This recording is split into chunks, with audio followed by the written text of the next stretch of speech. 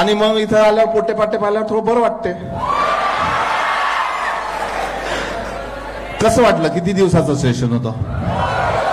2 दिवस.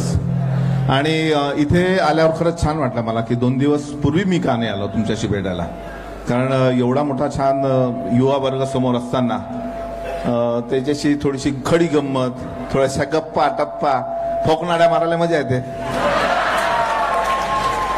आणि आता हे येऊन म्हणते की मला बक्षीसं वाटा म्हणून. लागले बक्षीसं वाटायचं का? गप्पा मारायच्या थोड्याशा रे. बोलायचा का? कोणाला बोलायचं माझ्याशी? ये लवकर, ये लवकर, वर ये, वर ये बाबू. नेहमी गंमत अशीच होते. स्टेजवरचा माणूस बोलायला, हा ये ये ये ये, क्या बात आहे, टाळ्या वाजवा. गंमत अशीच होते. स्टेजवरचा माणूस बोलायला लागला की ओरडाआरडी बरीच होते. मग त्याला म्हटलं ये ना बापू तू माझ्यासोबत. कोणी येत नाही. मग आता बाई आल्यात कोणतरी. या, नमस्कार. काय नाव तुमचं? दीपाली भरगे. एक माईक घ्या ना रे बाबू. याच्या कार्यक्रमाला थोडा फाटा देऊन दिला आपण. एक माईक आहे, माईक.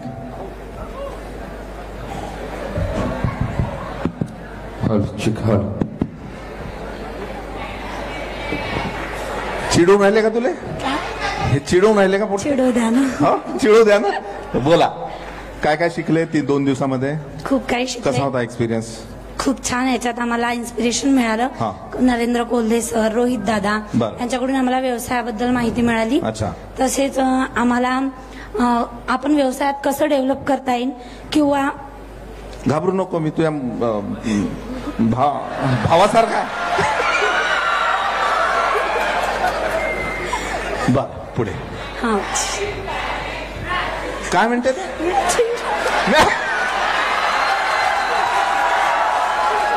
अरे तर पोटेवा, तुम्हाला मॅचिंग झालं. आम्ही भाव बहिणी मॅचिंग नाही करू शकत का? मला आठवते पहिलं का व्हायचं, दिवाळीले दसऱ्या. थांब ना बापू, थांब ना 2 मिनिटं. बोलू तर ते मला. पहिले असं व्हायचं की दिवाळी दसऱ्याले, गणपतीले किंवा लग्ना गिग्नाले माहे बाबा एकच स्थानाने आणि त्याच कपड्यातून पिशव्या बी शिवे, चादर बी घाले, शर्ट बी आणि बाबी बेबीले झबला बी सगळे एकाच कपड्यातून. हा, आणि फॅमिली चालली मॅचिंग मध्ये. चला आम्ही मॅचिंग मध्ये. क्या बात आहे. हा, बँड पार्टी. आता तसं नाही राहणार. मॉलमध्ये गेल्यावर दिवाळी साजरी होते आपली. बर, तर तू काय व्यवसाय करते? मी MA करत आहे, सेकंड इयर. MA करते. आणि नंतर पुढे तुला व्यवसाय करायचा आहे? मला टीचर बनायचं. टीचर व्हायचं आहे. ओके, कुठला विषय? मराठी. टीचरच का? मला आवडते टीचिंग करायला. लहान मुलांसोबत, म्हणजे मला DEDच्या बेसिकवर टीचर बनायचं आहे. मला लहान मुलांसोबत टाइम स्पेंड करायला खूप मजा येते. कारण ती एनर्जी एक वेगळी असते आणि तो जीवन जगण्याचा आनंद खूप वेगळा असते. म्हणून मला टीचर बनायचं. या लहान मुलांना शिकवलं का 2 दिवसामध्ये? काही नाही, मी शिकते. मीच लहान आहे सध्या. अच्छा, तूच लहान आहे. चला, बढिया. तर छान. तुमच्या सगळ्यांच्या पुढच्या वाटचालीला माझ्या खूप खूप शुभेच्छा. आणि अचानक, बरं, मला ओळखते का तू? हो बाप्पा, रेसिपी पाहते. क्या बात आहे. चला, तर मी बाबू जेवण बनवतो. ठीक आहे ना? प्रत्येक रेसिपी बघत असते. पाहिजे ना? आणि बनवत पण असते. आणि मजा येते. बाबू कॅमेरा इकडे घे ना थोडासा. कोणाचा? माझ्यावर कॅमेरा. कोणाचा आहे? इकडे घे. इथं घे. हे क्लोज कर. क्लोज. काय लिहिलंय रे? मास्टर रेसिपी नावाचं आपलं युट्यूब चॅनल आहे. ज्याने सबस्क्राईब नाही केलं त्यानं करून घ्या. म्हटलं आता दुकानदारी वाजवून देऊ आपली. हा, तुम्ही सबस्क्राईब केलं तर मला भेटेल $मध्ये पैसे. ठीक आहे ना? आणि अशीच व्यवसायाची सुरुवात करायची असते. आणि जिथे जातो आपण तिथे इनडायरेक्टली आपल्या व्यवसायाचं काहीतरी सांगून द्यायचं, खूप डायरेक्टली नाही. ठीक आहे ना? तर कीप वॉचिंग हॅपी कुकिंग. आणि आवडलं तर लाईक करा, सबस्क्राईब करा, शेअर करा. Master recipes. थँक्यू. आता कार्यक्रम दोन्ही आम्ही घेतो, काय प्रॉब्लेम. ते राहते ना मोठ्या मोठ्या नेत्यासोबत 3-3, 4-4 राहते. आम्ही 2 घेतले तर काय बिघडते का? या सर. थँक्यू. सुरू करायचा आपला कार्यक्रम आता. माझंच आहे, स्पीचच आहे. वा वा. आता तिथं जाऊन बोलतो मग.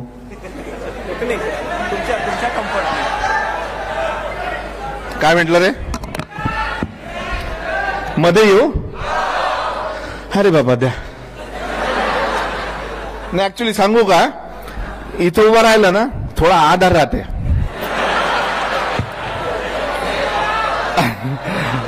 बसून नाही बोलत बाबू, उभं राहूनच. आणि गंमत काय होते की कधी एखादा शब्द अडला गेला तर हे समोर कागद कुगद कोणाकोणाचे पडले राहते, त्यातला एखादा शब्द वाचून घ्या ना फोकणाने झाला. मग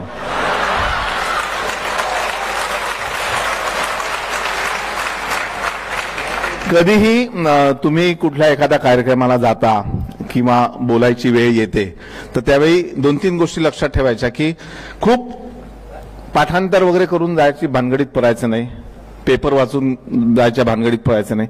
2-4 पॉईंट समोर ठेवले की त्यावर बोलता येतं. बरं, आता मी माझ्याबद्दल थोडंसं सांगतो की माझं नाव विष्णू मनोहर आणि मी शेफ आहे. आणि विष्णूजी की रसोई नावाचं एक आपलं छोटंसं काहीतरी कामधाम आहे.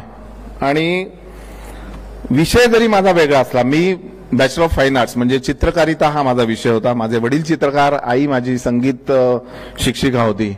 आणि आईला वाटायचं मी गाणारा व्हावं, बाबांना वाटायचं चित्रकार व्हावं, पण मी झालो खाणारा.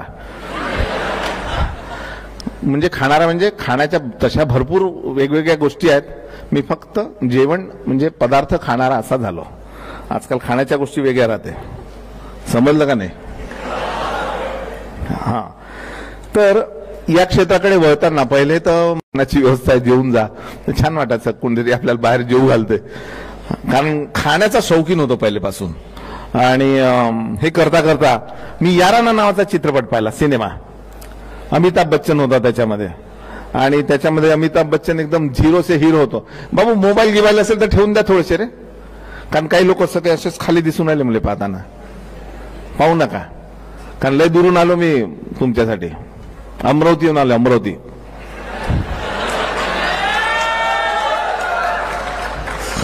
आता अमरावतीहून आलो म्हणजे अमरावतीचा नाही भाऊ, मी इच्छाच. पण तुमच्या कार्यक्रमासाठी तिथून काम सोडून इथे आलो ना, आता पुन्हा जाईन असं आहे. कोणाला चलायचं असेल माझ्यासोबत तर चल जा, सोडून देईन तिथपर्यंत. चालेल, लय हात उपर झाले रे. काय म्हणलं? एकाचाही आवाज येत नाही मला. इंटरसिटी, मग हे गाडी इथे ठेवून देईन तुमच्यासोबत, इंटरसिटी मध्ये चालीन, अजून गप्पा होतीन आपल्या. बरं, तर हे करता करता तो याराना चित्रपट पाहिला, मला वाटलं हो झालं आपल्याला असं काहीतरी करावं आयुष्यामध्ये की बाबा 4 चौघांमध्ये गेलं तर आपल्याला लोकांनी आदराने पाहायला पाहिजे, आपलं नाव घेतलं पाहिजे आणि एक छान आपली इमेज अशी व्हायला पाहिजे. आणि हे तर सगळ्यांनाच वाटतं. मग त्याच्यासाठी 2 मार्ग असतात बेटा. एक असतो छान मार्ग, जो तुम्हाला टाटा, बिर्ला, किर्लोस्कर, अंबानी बनवतो. आणि दुसरा असतो दाऊदचा मार्ग. दोघांमध्येही अक्कल लागते, उलट दाऊदच्या मार्गाला जास्त अक्कल लागते. पण आपल्या इथले जे संस्कार आहेत तुम्हा सगळ्यांवर पडलेले, ते आपल्याला त्या मार्गाने जाऊ देणार नाही, जात नाही आपण, आणि जायलाही नको. आणि मग हे चांगले मार्ग निवडताना पुन्हा वेगवेगळ्या गोष्टी असतात. मग तुम्हाला आवड कशात आहे, ठीक आहे, तुम्ही शिक्षणावर किती वेळ पैसा खर्च करू शकता, हे सगळं धरून आणि नंतर आपली वाट निवडायची असते. उगाच आई म्हणते, बाबा म्हणतात म्हणून मी इंजिनिअरिंग करीन आणि तिथे गेल्यावर बमठस येतच नाही. मग फ्रस्ट्रेशन येतं की नाही, मला तर संगीत शिकायचं होतं, मला तर चित्रकार व्हायचं होतं, आईनी मला इथे म्हटलं, बाबांनी म्हटलं. तर असं शक्यतो करू नका. छान एक आपल्याला आवडेल अशी वाट निवडा आणि त्याच्या पुढे जा. तर हे करताना जेव्हा मला वाटलं की मला काहीतरी असं भव्य दिव्य करायचं आहे आणि मग सगळ्यांसाठी तो ध्येय एक पाहिजे, ध्यास पाहिजे. आणि घरची परिस्थिती ठीकठाकच होती. अगदी खूप लवकर मी कामाला सुरुवात केली, म्हणजे अगदी बुक बाइंडिंगच्या कामापासून ती सुरुवात केली. आणि बाबांच्या इथेही खूप असे कामं असायचे, कव्हरिंग करायचं वगैरे वगैरे, पेंटिंग करायचं, ते सुद्धा केलं. आणि 8वी-9वीत असताना तुम्हाला सांगितलं तो याचा व्यवसाय केला, डेकोरेशनचा. मग या सगळ्यांमध्ये माझी आवड जी होती, मला ऍक्टर व्हायचं होतं, ते कुठेतरी राहून गेलं. पण राहून गेलं तर त्याचं दुःख करत बसायचं का नाही. आपल्याला गरज, आपल्या घराला आपली गरज आहे, माझ्या घराला पैशाची गरज होती. आणि मग ते काम करता करता जर मी पैसे मिळवतोय आणि त्यांनी आपलं घर सुखी होत आहे तर मग का नाही, मग ठीक आहे.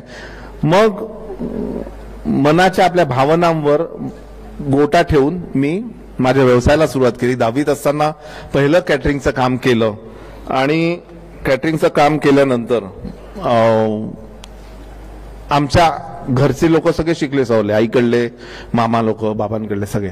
तर ते म्हणे की तेव्हा थोडंसं असं यांनी पाहायला जायचं की कुठेच ऍडमिशन नाही मिळाले तर हॉटेल मॅनेजमेंट केलं, कुठेच काही मिळालं नाही ऍडमिशन तर होम सायन्सला टाकलं. अच्छा, होम सायन्स करताय का, बमटच असेल, काही येत नसेल, असं तेव्हाच होतं. पण आता परिस्थिती बदललेली आहे. तर तेव्हा माझे मामा लोक आठवायचे मला की ते आम्हाला हिंडवायचे की हा सिंधू के लडके आईये बन गए. सिंधू म्हणजे माझी आई, आईये म्हणजे आईये माहिती आहे का, आईये म्हणजे पंडित, खाना बनाने वाले पंडित, असं ते मला म्हणायचे. म्हणा ठीक आहे, पंडित तो पंडित, खाना तो बनाता बढिया बनाऊंगा. आणि असं करता करता व्यवसाय सुरुवात केली. व्यवसाय चांगला सुरू झाला आणि साइड बाय साइड मी परीक्षा पण द्यायला लागलो, ग्रॅज्युएशन केलं. पण मनामध्ये एक हे होतं की बाबा मला जे व्हायचंय ते होता आलं नाही, मला स्क्रीनवर जायचं होतं, हे करायचं. आणि नंतर लक्षात आलं की हे करता करता, हा व्यवसाय करता करता आपण काही रेसिपीजही शिकायला लागलो आहेत. आपल्याला जेवणही छान बनवता येतं, शिकवता पण येतं. मग कुठल्या तरी रोटरी क्लबनी एकदा बोलवलं की आमच्या बायकांना तुम्ही शिकवा. 5-7 रेसिपी शिकवल्या, त्या त्यांना शिकवताना आवडल्यानंतर मग म्हटलं अरे हेही चांगलं आहे जुगाड, नाही का. आपण लाईव्ह शोज घेतो आणि लाईव्ह शो करता करता आपण टेलिव्हिजनवर पोहोचू शकतो. आणि 96ला मी माझा पहिला दूरदर्शनला कार्यक्रम केला आणि नंतर पुन्हा 4-5 वर्षाची गॅप गेली, कारण माझा गॉडफादर कोणी नाही, आपण आपलं घडवायचं स्वतःला. आणि मग असं करता करता 2003 मध्ये मी पहिल्यांदा ETVला गेलो. ETVला मी मेजवानी नावाचा कार्यक्रम सुरू केला. पहिल्यांदा त्यांनी मला 3 महिन्यासाठी बोलवलं, नंतर त्याचे 6 महिने झाले, मग 9 महिने झाले. असं करता करता 14 वर्ष तब्बल मी तो कार्यक्रम केला. आणि हे सगळं ठरवून झालेलं नाही, हे होत गेलं. लोकांना रेसिपीज आवडत गेल्या तर मग माझी जबाबदारी वाढत गेली. तर चहा आणला का बाई, चांगला आहे, मागणारच होतो आता मी, पाणी देऊन दे, पिऊ का रे चहा. तुम्ही तर जेवून आले असाल ना, कारण त्या प्लेटा पाहत होते जाता, मी आता आलो ना तेव्हा प्लेटा घेऊन जात होते, ते रिकाम्या प्लेटा. तर हे करता करता, थँक्यू.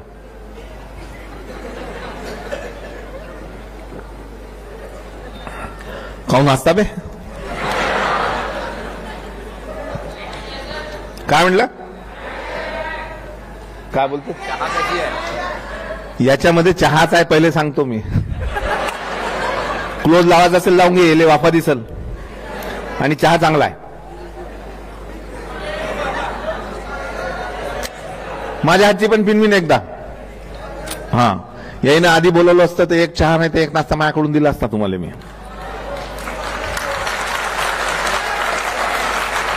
पण हरकत नाही, आपली विष्णूजी की रसोई नावाचं एक दुकान आहे. दुकान नाही म्हणत त्याले, का म्हणता, तू येत माझ्याकडे, मी तुला तसंच. पैसा तर लागते, पण आता आपलं प्रेमाचं नातं झालं की नाही, भाऊ बहीण झालो की नाही आपण. ते कुठे काय, माझी बहीण कुठे गेली रे, तिले तर खिलवीन. आणि 1-2 लोक पैसे लागते का मग त्याला पण खिलवीन मी. आपण दिले राहू तसे. हा, खिशात कवडी नसल पण आपल्याला लुटवाची सवय आहे. मग सांगतोय गंमत असते की वरातीमध्ये गेल्यानंतर आपण नाही का पैसे देत बँड बाजेवाल्याला, तर आमची एवढी चालत चूल की आपल्या खिशातले पैसे समजा बाजू दे ना, थोडंसं उधार दे, 200-400 रुपये बाद में दे दूंगा. तर तो म्हणे तू उनको लुटाने के लिए मेरे से पैसे ले रहा उधार. हेच गंमत राहते मग आयुष्याची. आपल्या खिशात नसताना आपण खर्च करायचा असतो. आणि हीच आपली संस्कृती असते की कसं आपण खातो, आपली प्रकृती आहे म्हणून आपण खातो. ठीक आहे, भूक लागली नसताना आपण खातो, ती असते विकृती. आणि आपल्याला भूक लागली असताना आपण इतरांना देतो, ती आपली संस्कृती. आणि अशा सगळ्या संस्कृतीतले आपण आहोत, तर ते आपण छानच काम करायचं. तर तुम्हाला मी सांगत होतो की हे करता करता 14 वर्ष गेले. आणि मग मी लाईव्ह शोज पण करायला लागलो. आणि लाईव्ह शो करता करता जवळपास 4,500 लाईव्ह शोज केले. कुठे पैसे मिळाले, कुठे नाही मिळाले. आणि हे लाईव्ह शोज करताना आपला खर्च निघावा यासाठी काय करावं मी, की मी पाहिलं की बाबा लाईव्ह शोला गेल्यानंतर बायकांना तिथे काय सुरू आहे ते तर पाहतात, पण सगळ्यात शेवटी त्यांना धडपड कशी असते, त्या 2 रेसिपी 4-5 रेसिपी लिहिलेले जे झेरॉक्स असतात ते मिळवण्यासाठी खूप जीवाचा आटापिटा करतात त्या. म्हटलं हे जमते आपला जुगाड. मग नेक्स्ट टाइम काय केलं मी, 4-5 रेसिपी शिकवायच्या, 10-12 रेसिपीज लिहायच्या, त्याच्या झेरॉक्स काढायच्या आणि 3-4 रुपयाची झेरॉक्स पडली की ती 10 रुपयाला विकायची, म्हणजे 5-7 रुपये आपल्याला मिळून जायचे. आणि नंतर मग विचार केला हे झेरॉक्सला जास्त पैसे लागते, मग छोटी पुस्तिका काढली. पुस्तिका बने 2-2.5 रुपयाची आणि जाय ती 10 रुपयाला, दिसायला पण छान दिसे, मागचं पान रिकाम असे. मग एखाद्याला मसाला वाजाला वगैरे असे, वाघमारे मसाले वगैरे, भाऊ द्या ना हे छापून थोडंसं आम्हाला द्या ना पैसे. मग ते मागच्या याच्यावर वाघमारे मसाल्याची ऍड टाकली का ते पुस्तक 10 रुपयाला जाय. अशा प्रकारे मी पैसे कमवू. शो मध्ये पैसे मिळायचे नाही पण असे पैसे मिळायचे. असं करता करता मग 55 पुस्तकं लिहिली मी आणि सगळे जेवढे मराठीतले मोठे ब्रँड आहेत सगळ्यांसाठी मी लिहितो आणि सगळे लोक आता मागे लागून लिहू, माझ कंटाळा येतो लिहायचा. आणि नंतर मग वर्ल्ड रेकॉर्ड बनवले, ते गमतीत बनवले. माहिती आहे का वर्ल्ड रेकॉर्ड बद्दल माझ्या? चला बढिया. कधी खिचडी बनवली 5000 किलोची, तर कधी 53 तास जागर राहून सलग 850-900 पदार्थ बनवले. तर हे आपल्याला एक चूल पाहिजे, आपल्याला डोक्यात पाहिजे, नाही मला हे करायचं आहे, ते सगळं होतं. आणि मग शेवटी तुम्ही म्हणाल की आता टेलिव्हिजनला जाऊन तर मग काय ती मंडळी ओळखीची झाली. असं करता करता जे मुळात स्वप्न होतं माझं की मला सिल्वर स्क्रीनला जायचं होतं, मला सिनेमा करायचा होता, तर हे कुठे ना कुठे छुटपुट प्रमाणात सुरूच होतं. आणि तेव्हा मला एक सांगतो गंमत तुम्हाला अशी होती का, एक जण म्हणे बापू तुले कार पाहिजे का, बापू तुले बंगला पाहिजे का. म्हटलं हो. तर म्हणे भाऊ एक आपल्याकडे उपाय आहे. म्हटलं सांग. तर म्हणे या 2 डोळ्यांच्या मध्ये 250 वेळा घासलं, ऐकून घ्या, 2 डोळ्याच्या मध्ये 250 वेळा घासलं का आपल्याला जे पाहिजे ते भेटते. मग मी घासायला लागलो बा. बरं, ते घासलेलं घरच्या लोकांनी पाहिलं तर काय म्हणतील, कारण घर तर छोटंसच, एकच अशी खोली 15 बाय 20ची, त्याच्यामध्येच किचन, त्याच्यामध्ये झोपणं, त्याच्यामध्ये 4 आम्ही भाऊ बहीण, आई वडील, असं सगळं. मग आता सारखे घर नव्हते, एक रूम इकडे एक रूम तिकडे, गॅलरीत गेली मोबाईल घेऊन, खाली गेली तिकडे कोपऱ्यात गेली, खोपच्यात गेली, तसं नव्हतं. सगळं काय तिथंच होतं. मग गाद्या घालायच्या, मग आज तुझा नंबर, आज माझा नंबर, अशी सगळी ती गंमत होती. आता ते गमत्या येत नाही बाबू. तर हे करता करता मग ते 250 वेळा घासले, तिथे झालं सेप्टिक. भेटलं तर काहीच नाही. एवढं मोठं साला टुंबारा 1 वर्ष चालला. हो.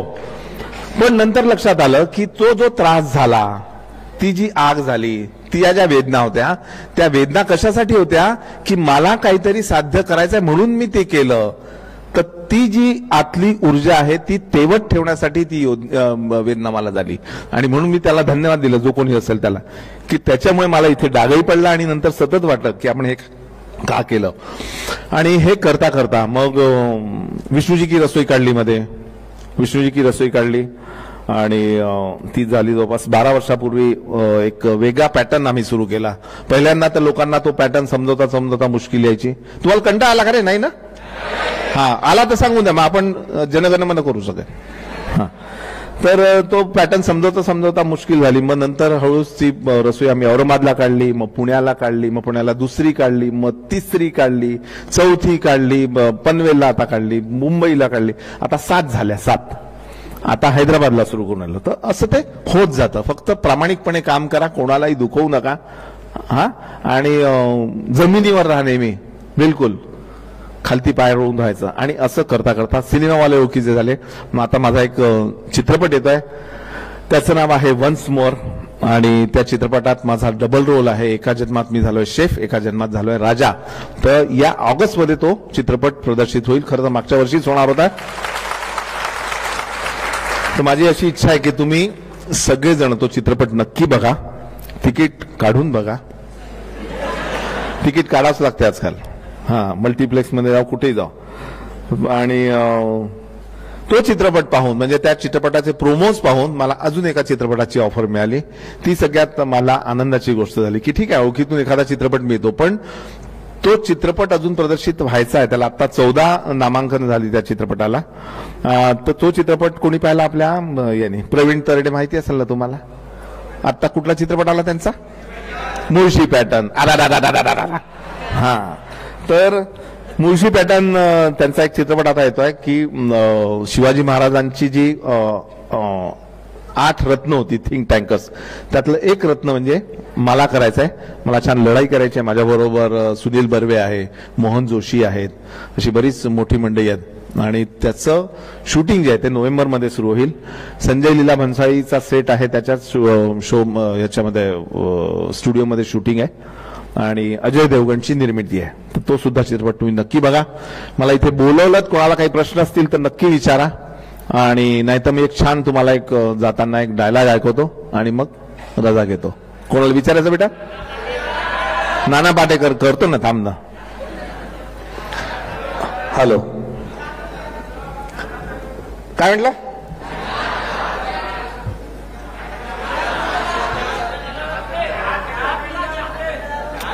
अरे बाबा, चहाचीच लई काळजी आहे रे तुम्हाला रे म्हणजे. क्या बात आहे. चला आता नाना पाटेकरचा हा जो डायलॉग आहे ना, हा नटसम्राट सगळ्यांनी पाहिला. त्याच्यामधला हा प्रवेश आहे. आणि तो प्रवेश केल्यानंतर एकदा असंच मला कोणीतरी डायटिंगवर भाषण द्यायला बोलावलं. अरे साले पोट्या पाट्याला समजते की कोणाला बोलवावं. आणि ते कुठे मुंबईला, दादरला, हे असाच हॉल भरलेला होता. म्हटलं साला आपण एक तर नागपूरहून आलो. ते लोक पहिले हिडीस फिडीस करते आणि कोणी असतील मुंबईचे तर माफ करा बा, आमची भाषा अशीच होय. आणि म्हटलं आपल्याकडे असं काहीतरी पाहिजे की त्याला छान वाटलं पाहिजे. मग मी पहिल्यांदा गेल्यावर स्टेजवर कबूल केलं की म्हटलं तुम्ही चुकीच्या माणसाला या विषयावर बोलायला बोलवलं, पण आता चुकीच्या माणसाला बोलवलं तर एक छान बोलून देतो. आणि नंतर मी तो डाएटवरचा एक छान उतारा तयार केला आणि तो नटसम्राटचा एक प्रवेश आहे, to be or not to be, त्या धर्तीवर मी तो म्हणून दाखवला. तर दोन्ही ऐको की एक ऐको? आता पहिले नटसम्राट आहे का? आपण नाना पाटेकरचा आवाज काढण्याचा प्रयत्न करू. बाबू थोडा इको. तो कोण आहे तिकडे? कोण आहे? हा येस, हा माईक घेतो मी, हे दोन्ही बंद कर. हॅलो,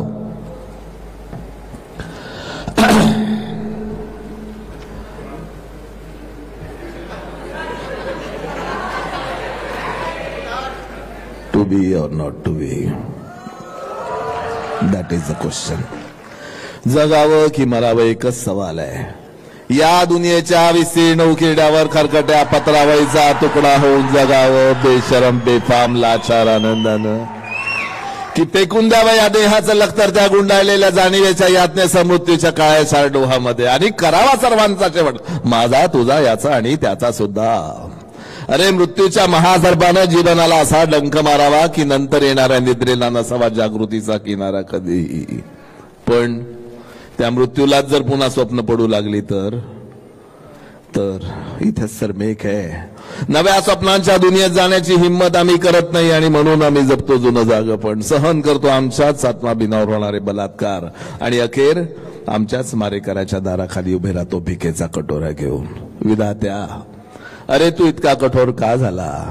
एका बाजूला ज्यांना आम्ही जन्म दिला ती मंडळी आम्हाला विसरतात, आणि दुसऱ्या बाजूला ज्यांनी आम्हाला जन्म दिला तू सुद्धा आमच्याशी असं वागतो. मग या विस्कटलेल्या देहाचे सापळे घेऊन या थेरड्यांनी कोणाच्या पायावर डोकळा द्यायचं रे? कोणाच्या पायावर डोकळा द्यायचं? To be or not to be, that is the question. तर हा होता नटसम्राट, की ज्या नटसम्राटाला त्याच्या घरच्या मंडळींनी बरेच त्रास दिले आणि त्यांनी उद्वेगाने ही काही वाक्य म्हटली. आता माझ्या बाबतीत काय घडलं की माझ्या घरच्या मंडळींनी सुद्धा मला खूप त्रास दिला, मला उपाशी ठेवलं, मला खाऊ नाही दिलं. कशासाठी?